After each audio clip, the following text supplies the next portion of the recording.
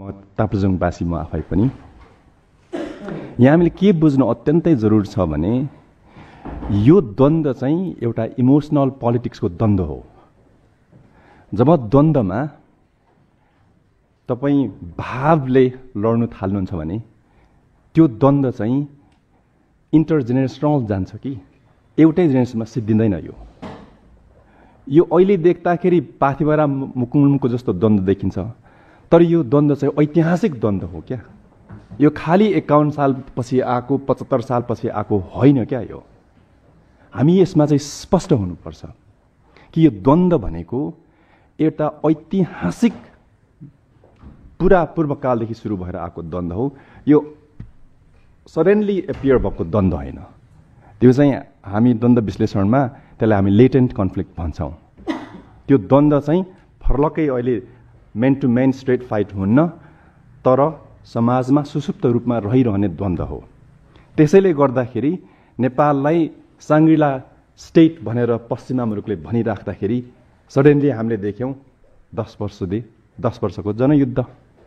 मान्छे किन त्यसरी ज्यान दिएर लाग्छन् भन्दाखेरि इमोसन छ नि त, त्यहाँ मान्छेको पीडा छ, त्यो भावनाले ओतप्रोत भएको चिजहरू हुन् होइन। त्यसैले यो द्वन्द्वलाई हेर्दाखेरि भर्खरै आएको अथवा गोली अहिले 2-4 जनाले मारेर यो द्वन्द्व समाधान हुन्छ भन्ने कुरो चाहिँ गलत हो। यो संसारको ग्लोबल के भन्छ विभिन्न द्वन्द्वहरूको डायनामिक्सलाई त्यो देखाउँछ। त्यसकारण यसलाई ताप्लेजुङको अथवा लिम्बूहरूको त्यसलाई न्यारो सेन्समा चाहिँ नहेरौँ। यसको चाहिँ विकाससँग, इतिहाससँग, संस्कृतिसँग, देशकै एउटा पहिचानसँग सम्बन्ध राख्दछ यसले। यो चाहिँ हामी स्पष्ट हुनुपर्छ कि यहाँ इमोसन बढी इन्भल्भ छ। जब द्वन्द्वमा इमोसन्स आउँछ नि, गुजरातमा देखेको छौँ हामीले यस्ता इमोसन भएको द्वन्द्वमा चाहिँ अफ्रिकामा देख्नुहुन्छ। सुडान किन यस्तो छ अहिलेसम्म?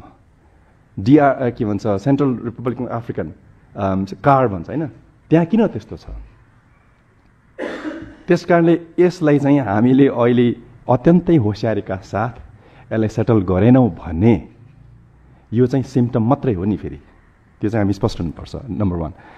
नम्बर 2, अघि हाम्रो के अरे नरेश सरले भन्दै हुनुहुन्थ्यो बिजनेस भनेको profit making. Yes, absolutely everyone agrees that होइन, त्यो प्रफिट बनाउँछ। मैले यहाँ अब के अरे मान्यजीहरू हुनुहुन्छ, त्यस कारणले यो मैले एकदम इम्फसाइज गरेर भन्दैछु। बर्मामा चाइनाले मिसो ड्याम भनेर इरावदी नदी छ, ठुलो, त्यहाँ ऐतिहासिक नदी हो। ब्रिटिसहरूले कोलोनी रुल गर्दाखेरि त्यो पुरै नदीले वारपारमा त्यो बोट चलाउँथ्यो, त्यसरी ट्रेड गर्थ्यो। अनि चाइनाले $3.6 बिलियन मिसो ड्याम भन्छ त्यसलाई बनाउने भयो। त्यो बनाउनु सुरुवात चाहिँ 2009 देखि सुरु गर्यो। त्यो मिसो ड्याममा $3.6 बिलियन खर्च हो। म गएको छु, म पुरै हेरेको छु है। मैले त्यहाँ लगभग 3 वर्ष बिताएको छु। त्यो $3.8 बिलियन चाइनिज गभर्मेन्टको इन्भेस्टमेन्ट हो, कम्पनीको होइन।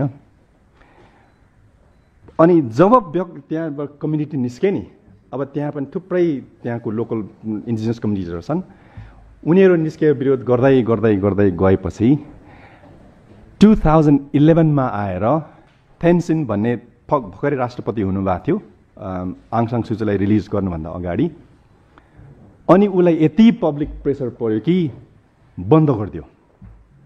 तपाईँलाई लाग्छ चाइनाले कन्ट्रोल गरेको त्यो स्टेटलाई एउटा राष्ट्रपतिले $3.6 बिलियन को प्रोजेक्ट स्टप गर्दाखेरि आफै हामी आकलन गर्न सक्छौँ कि जियोपोलिटिक्स के भयो बर्माको लागि।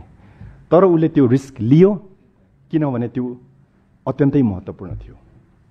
सो मलाई लाग्छ केवल कारमा कति करोड खर्च भएको छ र मलाई लाग्छ सायद लिम्बूहरूले ग्लोबली जसले 10 लाख रुपियाँ उठाएर क्षतिपूर्ति लाने हो लैजाऊ भन्दाखेरि दिनु सक्ने सम्भावना पनि छ, किनभने त्यो भावनाको पोलिटिक्स छ नि त त्यहाँ।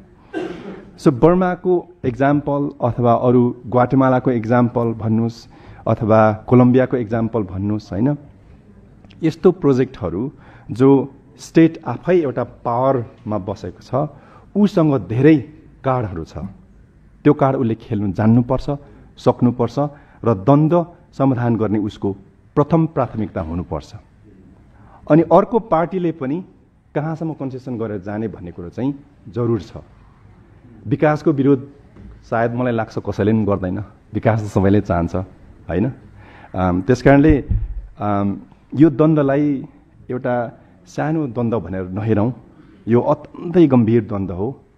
यो ऐतिहासिक महत्त्व राख्छ। यसले यो परापूर्वकालदेखि सुरु भएको द्वन्द्व हो, यो भर्खरै आएको होइन। म फेरि एम्फसाइज गर्छु, यो इमोसनल पोलिटिक्स हो। Emotional politics requires an emotional investment.